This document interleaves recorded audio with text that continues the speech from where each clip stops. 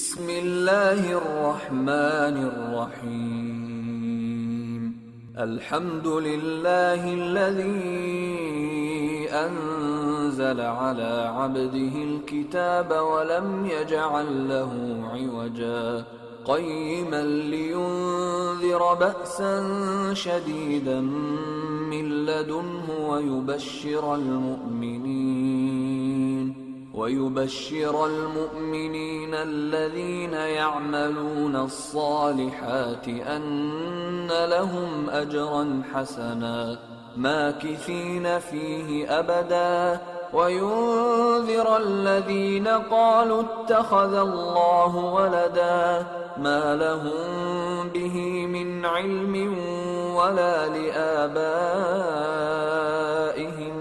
كبرت كلمة تخرج من أفواههم إن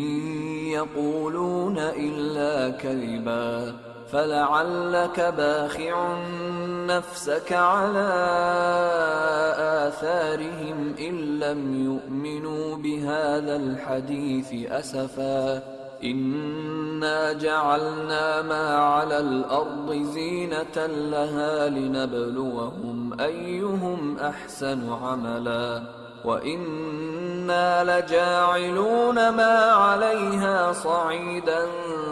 جرزا أم حسبت أن أصحاب الكهف والرقيم كانوا من آياتنا عجبا إذ أوى الفتية إلى الكهف فقالوا ربنا